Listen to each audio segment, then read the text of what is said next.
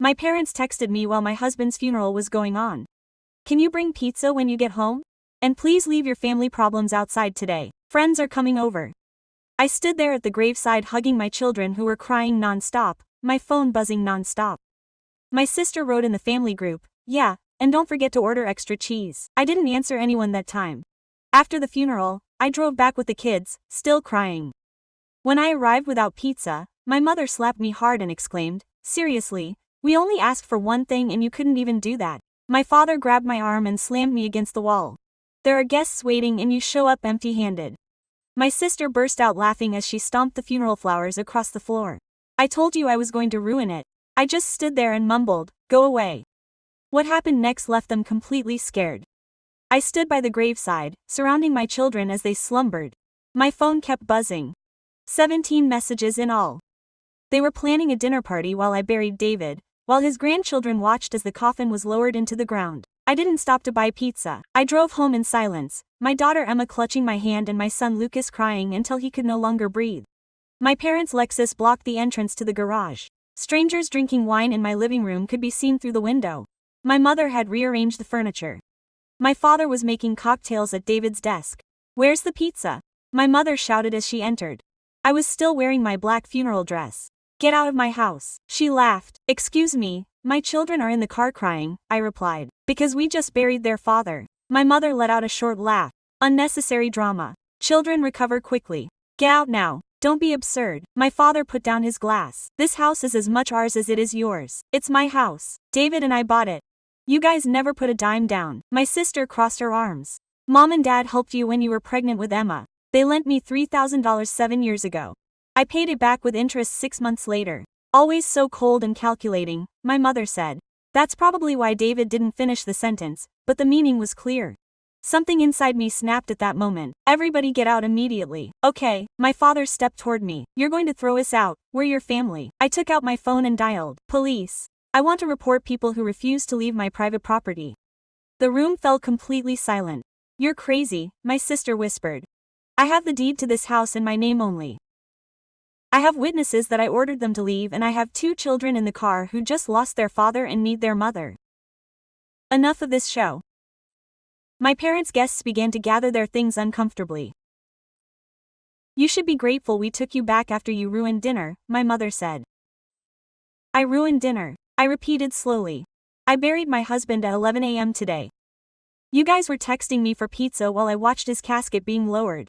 Don't overdo it. Get out of my house." My voice was louder than I intended. Emma appeared at the front door, her eyes puffy and red. "Mommy, Lucas is throwing up in the car." That was the limit. I pushed past my mother and ran to the vehicle. Lucas was hunched over, shaking. I picked him up and carried him inside to the bewildered guests.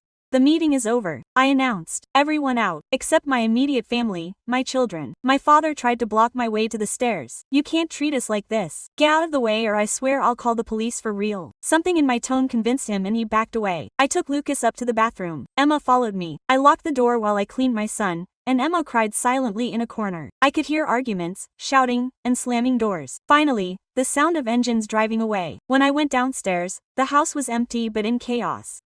Bottles everywhere, food squashed on the carpet, funeral flowers thrown on the floor like trash. "Mommy," Emma took my hand. "Why is Grandma mean?" I didn't have the strength for sweet lies. "Because some people only think about themselves." "My love, are we going to be okay?" "Yes, I promise." That night, after putting the kids to bed, I stayed in the kitchen amidst the mess and cried for the first time since the funeral. Not for David or for the family I had just lost. I cried for myself, for the years I had wasted trying to get love that never existed. The doorbell rang at 9 the next morning. I opened the door expecting my mother with a prepared speech. He was a man in a suit. "Mrs. Martinez." "Yes, I am Mr. Vargas. I was your husband David's personal attorney. May I come in?" My heart pounded. David had never mentioned a private attorney, other than the one for his firm. "Sure." I took him into the living room. He had cleaned until 4 a.m. Now he looked decent. "I am deeply sorry for your loss," Mr. Vargas said as he pulled out a folder. "David was a great man. Thank you. I have orders to give this to you alone. No one else is to be present. My children are in school. We are alone." He opened the folder and took out a sealed envelope with my name in David's handwriting. "David came to see me 6 months ago. He wanted to modify his will and leave specific instructions in the event of his death. My hands shook as I reached for the envelope. 6 months. Why? He mentioned family matters that he wanted to resolve properly. I opened it. Inside was a handwritten letter and several legal documents. The letter read, "My love, if you're reading this, it's because I'm no longer here to take care of you. As I swore, forgive me. You must know something that I never dared to tell you while I was alive. I know perfectly well how your family treats you. I've known since our first year of marriage. I saw how your mother criticized every decision you made, how your father ignored you except when you needed something, how your sister used you as a cashier and a free babysitter. I expected you to set boundaries, but now I understand that the abuse you suffered since you were a child prevented you from doing so. I should have acted. Forgive my cowardice. This will guarantee several things. First, all of our assets are in your name alone. The house, savings, life insurance. Second, I have named my parents as legal guardians of Emma and Lucas. If anything happens to you, your family will have no rights over them. Third, I am attaching proof of every time they abused your generosity. Dates, amounts, witnesses. Use them if they try anything legal. But most importantly, I give you permission to be selfish, to say no, to break contact if necessary. You don't owe them anything. You never owed them anything. Build a happy life away from their poison. That's what I always wanted for you. With all my love, David. P.S. There's a separate savings account in your name with 200,000 pesos. Use it for therapy for the children, for yourself, for your freedom. Tears soaked the paper. David knew. He always knew. Are you okay, ma'am? Asked Mr. Vargas. All of this is legally valid. David made sure to notarize each document. His family has no rights to property or children. And if they try anything, we have evidence for a harassment case. I reviewed the other papers, copies of messages, bank statements, even an affidavit from the neighbor about the day my father yelled at me in the garden. David had been collecting evidence for months. When can I access the account? You can now. David asked me to give him this. He gave me a bank card in my name. $200,000 is available now. The rest of the estate will take weeks, but it will all go to you. My family may question you. They can try. They won't prosper. David was extremely careful. After the lawyer left, I was left with David's letter in my hands. For the first time in days I felt something close to hope. He gave me what I could never give myself. Permission to be free. My phone rang. It was my mother. We need to talk about your attitude yesterday. No, I'm sorry. We won't talk about anything. You're not welcome in my home. Don't contact me again. Who do you think you are after all we've done for you? What exactly did you do for me? My voice was even, criticizing me, taking advantage of me, getting drunk at my husband's funeral and ordering pizza. You're ungrateful. I'm free. Quote, I hung up. I blocked his number, my father's, my sister's, everyone. The silence that followed was the most peaceful I had felt in years. That afternoon, when Emma and Lucas came home from school, I sat him down on the couch. I need to tell you something important. Grandma, Grandpa, and Aunt Sophia won't be coming anymore. Quote, Emma looked at me with wide eyes. Why? Because they don't treat us well and Dad wanted us to be protected and happy. Does that mean staying only with people who love us from the heart and Dad's grandparents? Lucas asked, just like them. Okay? Emma answered simply. Grandma scares me. It broke my heart that my 9-year-old daughter had to express that, but at the same time it freed me. That same night, with the children already asleep, I turned on my computer and looked for therapists who were experts in domestic violence. The time had come for me to heal for real, and if my family tried anything else, I had 200,000 pesos and legal evidence on my side. David had left me the most valuable gift, the tools to defend myself. Now it was my turn to use them. 2 days after the meeting with Mr. Vargas, my mother showed up at the door with swollen eyes. Quote, please, I have to talk to you. No, I tried to close it, but he put his foot down. I'm your mother. At least hear me. You have 30 seconds. She wiped her tears with a handkerchief. I know you're hurt. I know we messed up the funeral, but we're still family. David wouldn't have wanted this. How do you know David would have wanted this? He confided in me. He kept telling me to take care of you if anything happened to him. Liar. David barely spoke to her. Your time is up. We need your support. That's where the mask fell. Your father lost his job. We have big debts. We thought you. They thought I would save him after the way they treated me. You're our daughter. You have obligations. I have no obligations to you. Now go. Your sister is pregnant and broke. Are you going to let your niece be born into poverty? That news stopped me in my tracks. Who's the father? My mother. She looked away. That's beside the point now. Of course it is. Why doesn't she help him? It's complicated. Everything with you is always complicated. The answer is no. I closed the door. This time, she didn't resist, even though she knew they wouldn't give up that easily. The next day, a text came from my sister. I need to talk to you. It's about David. There are things you don't know. My stomach nodded. What could she possibly know about David? I agreed to meet her at a public, neutral coffee shop. She showed up 20 minutes late, as usual, no makeup, her clothes wrinkled. She really did look pregnant. Thank you for coming, she said as she sat down. What do you need? David and I were very close. Closer than you can imagine. My blood ran cold. What do you mean by that? I mean we spent time alone when you were at work. Lies. David worked from home. I would have written that down. Are you lying to me? I am. He took out his cell phone and showed me a photo. It was David in our house with my sister sitting very close to him on the couch. When was it taken? 4 months ago. The month before David passed away. This doesn't prove anything. You probably dropped something off and took a picture. There are more photos, videos, messages. My hands were shaking. Show them to me. Not here. But I'll show them to you if you agree to help us with money. 50,000 pesos. There it was. You're extorting me. I'm offering you the chance to preserve David's image intact, or is it what he really looked like?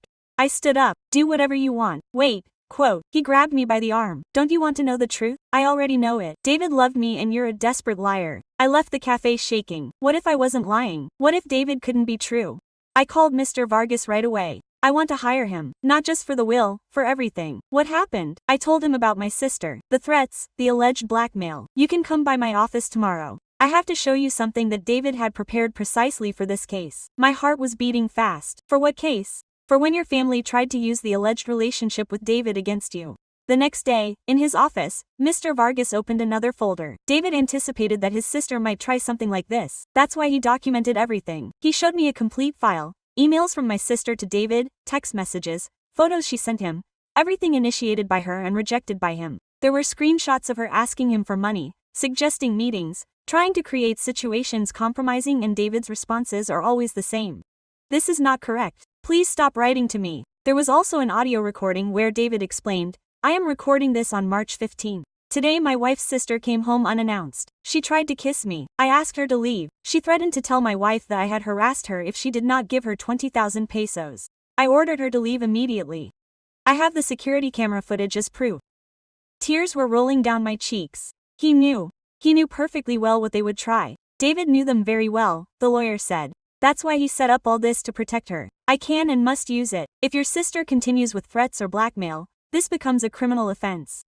And the photos she claims to have are surely innocent moments taken out of context. David was never alone with her of his own free will. There were always cameras, there were always witnesses.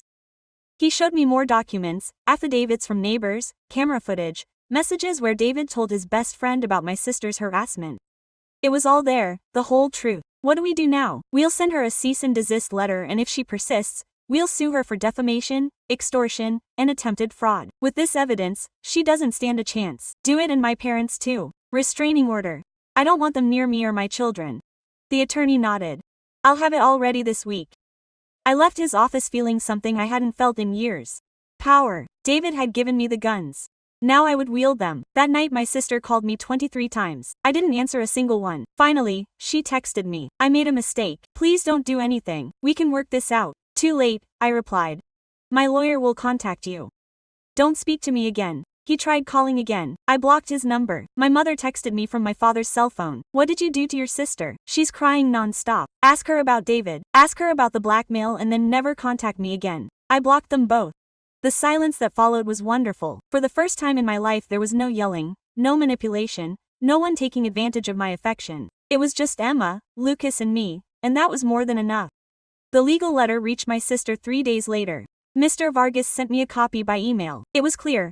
Immediate cessation of all communication, threats and defamation, or I would face criminal charges for extortion. My phone was filled with calls from unknown numbers. I didn't answer a single one. Then a message came from my father from another new number. Your mother is in the hospital. Anxiety attack because of you. At least come and say goodbye before she dies. I wasn't taking those baits anymore. I replied, if she's really sick, call me from the hospital with a doctor present. If this is manipulation, this will be the last time they try to contact me. Silence. 2 hours later, my mother called from her own phone. The TV was playing in the background. No hospital, no emergency. I blocked her. I thought that would be the end of it, but I underestimated her desperation. On Friday, when I went to pick up Emma and Lucas from school, I found my parents waiting for me in the parking lot. What are you doing here? We came to see our grandchildren, my mother said in a honeyed voice, the one she used in front of strangers. You're not allowed to approach them.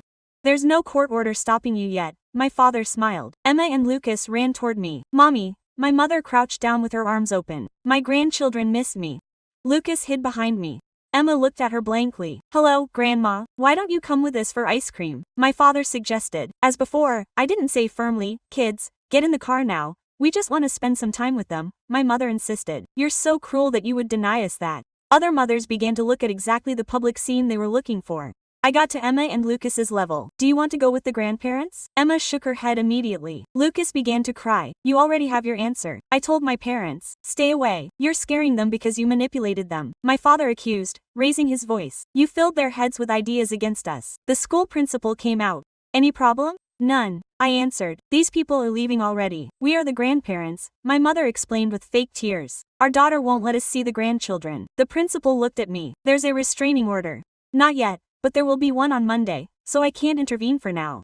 The principal seemed uncomfortable, but I beg you to respect the mother's wishes and leave. My parents didn't move, or I'll call security, the principal added. Finally, my father grabbed my mother's arm. This won't stay like this. Yes, it will stay like this, I answered with complete certainty. I put him in the car. Emma was shaking. Mommy, are they going to take us? Never, I promise. That night I called Mr. Vargas. I need that restraining order. I'll have everything ready by Monday, but it's essential that you write down everything that happened today.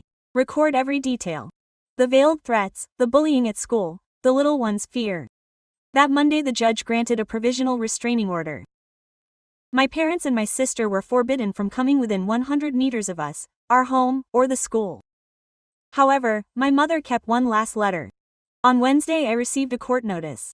My relatives were suing me for emotional separation and demanding visitation rights with my children. Mr. Vargas examined the papers and burst out laughing. This won't go ahead, although we have to respond officially. Are you ready for the hearing? I'll have to face them. Yes. In court, with the judge in front of me, I felt a knot in my stomach, but I nodded, I am. The hearing was held 3 weeks later. I went with attorney Vargas in a folder full of evidence. My family appeared with a financial lawyer who clearly hadn't studied the case properly. The judge was an elderly lady with a firm expression. Who is bringing the accusation? My family's representative stood up. The Ramirez family wished to preserve the bond with their grandchildren, from whom they have been unjustly separated by their daughter. They have proof of that previous bond, since they are the grandparents. That does not constitute proof. There are photographs, notes of meetings, statements. The lawyer stammered. The daughter has prevented them from coming. Since when? About 2 months ago. And nothing before that. The truth was that my parents almost never came, except when they needed a favor. Attorney Vargas intervened. Quote, Your Honor, I have evidence that the plaintiffs harassed my client on the day of her husband's funeral, bursting into her home while she was drunk and accompanied by companions while she had just finished burying her partner. I gave the judge the images I captured that night of the chaos they caused. In addition, I have audio recordings of intimidation, extortionate pressure from my client's sister, and recordings of the panic that the children expressed towards their grandparents. The judge examined everything without saying a word. The minors are present. No, Your Honor, we did not want to cause them further harm. Perfect. I have reviewed enough. Complaint dismissed. The restraining order remains in effect. Additionally, I order the plaintiffs to cover the defense's legal costs. My mother stood up shouting, This is an injustice. She is taking our grandchildren away from us. Ma'am, take a seat or you will be thrown out of the room, the judge ordered, relying on the evidence provided. It is clear that you and your family members have an impact harmful to the existence of these minors. The mother has every right to protect them. She is a liar. My daughter has always been troublesome. The judge banged the gavel. Enough. Matter closed. If you dare approach Mrs. Martinez or her children again, you will face charges of non-compliance. We left the courthouse. My relatives tried to chase us, but the security personnel held them back. In the parking lot, I finally breathed a sigh of relief. Quote, It's over, I said. It's over, confirmed attorney Vargas. Now you can live in peace. That night I informed Emma and Lucas that the grandparents would not bother them again. Never, Lucas inquired. Never. Good, Emma replied simply. I don't miss them. And just like that, as straightforward as that was, my harmful family was legally and definitively excluded from our existence. We were finally free. The psychologist I located was named Dr. Salinas. The office was modest and cozy, with no unnecessary frills. Why did you come? She asked me during the initial consultation. Because my husband passed away 2 months ago and I recently broke off all ties with my entire family. What emotions does that generate in you? Relief and remorse for feeling relief. Remorse is common, but answer me, you miss them. I reflected sincerely. I miss the concept of a family that loves me, but not them in particular. That difference is key. The consultations allowed me to understand aspects that I had accepted as normal for years. The abuse was not always obvious, sometimes it was discreet. Observations disguised as interest, help that implied hidden obligations. Do your children receive any support? Dr. Salinas asked during the third appointment. No, they haven't started yet. They have lost their father and grandparents in just 2 months. That is traumatic. There was a reason. I found a child specialist, Dr. Mendez, who also coordinated a workshop to support children in mourning. Can I bring them on Saturday? I asked. Of course I can, and there is one for adults at the same time. It could benefit you. On Saturday I left Emma and Lucas at their workshop and headed to mine. There were 6 people in the space. All had suffered a recent loss. I was located near a man my age with a little girl holding his hand. My name is Raphael. He introduced himself when the coordinator invited us to introduce ourselves. My wife died 4 months ago. This is my daughter Sophia. I am Anna. My husband passed away 2 months ago. I have 2 children in the other workshop. How are they coping? It is difficult, but they are making progress. The group dynamic was different from personal therapy. There everyone understood the suffering without requiring descriptions. One woman cried for 20 minutes. No one pressured her. No one demanded strength from her. When it was over, Raphael and I went together to the children's waiting area. Would you like a coffee while we wait? He suggested. There's a coffee shop in this same building. Okay. We settled in while Sophia scribbled in a notebook Raphael always carried. How did your wife die? I asked. Cancer. We battled the disease for 2 years.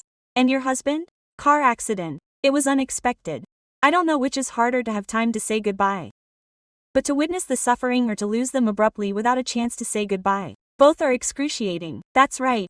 We talked for half an hour, not about our deceased partners, but about our children, the complications of single parenthood, the silly phrases others would say in an attempt to console us.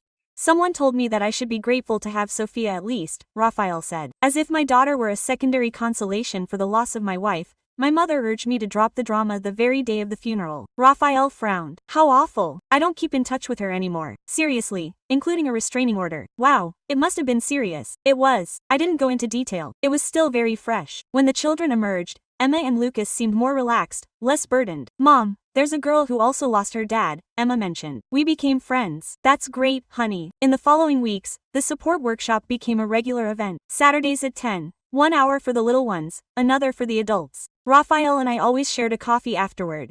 Sometimes we discussed intense topics, other times just trivialities. One Saturday, Sophia asked Emma if she wanted to visit the park after the workshop. Can we, Mom? Emma begged. I watched Raphael. Do you think so? Of course. There's one nearby. The 5 of us went. Raphael pushed Sophia on the swings while I kept an eye on Lucas in the sandbox. Emma had fun on the parallel bars. This seems almost like everyday stuff, I commented. Yes, it's strange not to feel like normal when everything has changed. Sometimes it pains me to laugh or enjoy myself. It happens to me the same way, but my psychologist says that our colleagues would like us to continue moving forward. Mine thinks the same. After the park, Raphael suggested pizza for the kids. Sure, that's 3 extra diners. Sophia is excited.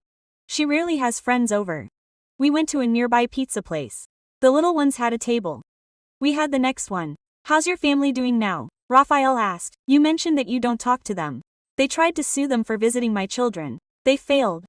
Now there's an indefinite restraining order. Your own parents and sister, it was essential. I'm not criticizing you, it just amazes me. Many people are surprised. They think blood is blood, no matter what. Quote, I discovered that family is made up of those who choose to stay when difficulties arise, Raphael said. When my wife was sick, my brother didn't show up once in 2 years, but the neighbor would come weekly to garden and bring flowers to Carolina. Quote, do you still have a relationship with your brother? No, I don't have the strength for one-way connections. The way he said it made me feel completely understood. After the meal, Raphael walked us to the vehicle. Quote, it was nice, he said. We should do it again often. I'd love to. What do you think about next Saturday after the workshop? Done. Sophia and Emma hugged goodbye. Lucas gave Raphael a high five. On the way home, Emma commented, Raphael is good, not like Grandpa. No, not at all. Can we see him again? Yes, honey, we can. That night as he tucked the children in, Lucas asked, Mom, is it wrong that I like Raphael? I'm not betraying Dad. My heart sank. Dad, I wish you had positive people around you. Raphael is. Could he be my new dad? I don't know yet, Lucas, but for now he's a friend of ours. Okay. I locked his room and looked at my phone. I had 3 messages from strange numbers, all from my family trying to reach me. I deleted them without opening them and proceeded to change my phone number the next day. The next day I didn't need their poison. Now I had something greater, the hope of a tomorrow free of suffering. 3 months later, my life had found a steady rhythm. Job, studies, therapy sessions, support group meetings on Saturdays, and the occasional lunch with Raphael and Sophia. This wasn't romantic love, but something firmer, mutual respect, and undemanding support. Suddenly, my sister showed up at my door. She was in her 7th month of pregnancy, exhausted, her clothes stained and wrinkled. Please, she mumbled before I could close her door. I have nowhere to go. You're violating the restraining order just by being here. I know. but I have no other choice. The child's father abandoned me. Mom and dad kicked me out when I couldn't give them money. It's none of my business. Please don't do it for me. Do it for your niece's baby.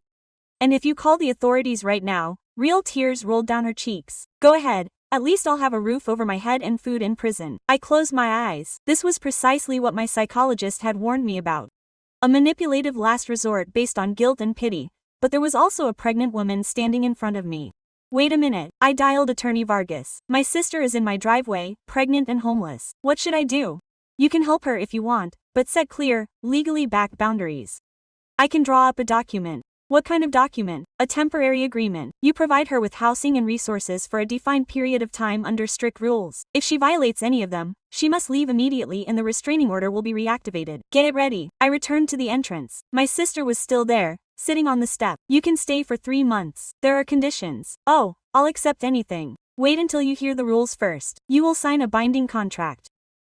No contact with mom or dad while you are under my care. No requests for extra money, no manipulation. Mandatory therapy twice a week. Absolute respect for my children and my boundaries. If you break any rules, you leave the same day. Okay, I'm not done. You will not live in my home. I will rent you a small apartment for 3 months. I will give you funds for food and basic needs. Nothing more. Why would you do this for me? I'm not doing it for you. I'm doing it for that child who is not at fault in any way. Lawyer Vargas drafted the contract in 2 days. My sister signed it without reviewing it. In desperation, I rented her a furnished studio 20 minutes from my house. I gave her 5,000 pesos per month. Quote, not a penny more for expenses. The first session with the therapist is tomorrow at 2. I told her. Yes, I'll be there. If you miss it, the deal is over. I won't miss it. He moved into his new place. I took a deep breath. I had done the right thing. That night Rafael came to dinner with Sophia. Quote, I had already told them about my sister. Do you think I'm doing something crazy? I asked her as the kids played in the living room. I don't think you're being compassionate with boundaries. That's smart, not foolish. I'm afraid she'll control me again. That's why you made the contract. If she tries to manipulate you, she'll face instant consequences. And if she claims the baby is David's or something, impossible. David passed away 6 months ago. She's 7. Plus, David had a vasectomy years ago. So if she tries, it'll be a demonstrable lie. Don't give her power she doesn't have. She was right. My sister went to therapy. She didn't seek me out, except to confirm medical appointments that I covered. 2 weeks later a baby girl was born. She texted me a picture. Her name is Carolina. Thank you for everything. I didn't answer. A week later she called. I need to ask you a favor. What? Social services came by. They say I have to demonstrate this ability or they'll temporarily take Carolina away until I can prove I can care for her. If you would act as a reference, if you told them you had my back, they would let me keep her.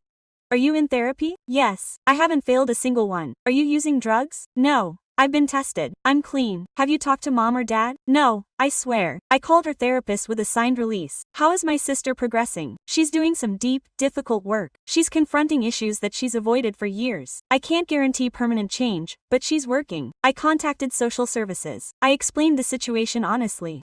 My sister and I weren't close, but I was providing her with temporary housing and support while she worked on herself. She was allowed to stay with Carolina under supervision. My sister wrote to me, thank you. I know I don't deserve your help, I replied. This isn't about deservingness, it's about giving that baby a chance. In the 3rd month, my sister asked to see us. The contract ends in 2 weeks, she said. I want to talk about what's coming up. There's no automatic extension. I know, but I got a job, part-time in a retail setting. It's not a big deal, but it's a start. My therapist helped me apply for housing subsidies. I have an interview next week. Okay, I want to apologize for everything, for trying to blackmail you, for making up the David thing, for being a horrible sister. This is part of your therapy, the apology step. Yes, but it's also sincere. I understand if you don't forgive me, but I needed to get it out there. I don't forgive you. Not yet, but I recognize that you're trying to change. That's fair. If you get the subsidized apartment and keep your job, we can talk about very limited contact. Monthly calls, nothing more. And Carolina might meet her cousins someday, maybe in years. When you show that the change is lasting, not temporary. I get it. When she left, I didn't feel triumph or resentment, just serenity. Rafael showed up an hour later for our weekly dinner. How was the meeting with your sister? She's trying. I don't know if it will last, but she's trying. And how are you feeling? Exhausted, but at peace with my choice. Rafael reached across the table to hold my hand. You've handled this with such elegance. I don't feel refined. I feel like I'm rebuilding something from the ground up. Sometimes you have to tear down something harmful in order to build something healthy. The kids burst in asking for dessert as Rafael served ice cream and Emma told a school story. I understood something. This was what David wanted for me. peace, healthy boundaries, people who would treat me with respect, not an ideal family, but a real family. And maybe Raphael and Sophia would eventually become part of it, but I wasn't in a hurry. For the first time, I could forge relationships at my own pace, without manipulation, without pressure, without toxicity, just honesty and time. A year after David's funeral, Emma found me crying in the kitchen. Mommy, are you sad about Dad? A little, but I'm okay too. That makes sense. Yes, I miss him too. But it doesn't hurt all the time anymore. Exactly. She sat down next to me. Raphael asked Lucas if it would be okay if he asked you out. Like on a real date. My heart pounded. What did Lucas say? Yes, Dad would want to see you happy. Is that true, Mommy? Dad would want you to be happy with someone else. Yes, my love, I know that for absolute certainty. So, it's okay if you go out with Raphael. I like him. That night, when Raphael arrived for our weekly dinner, I waited for the kids to play outside. Emma told me you talked to Lucas. Raphael blushed. I'm sorry, I should have asked you first. You didn't do anything wrong. But I have a question. Why did you wait a year? Because I lost someone too. I know time doesn't heal everything, but it does clear up feelings. And I wanted to make sure this wasn't just shared solace out of loneliness.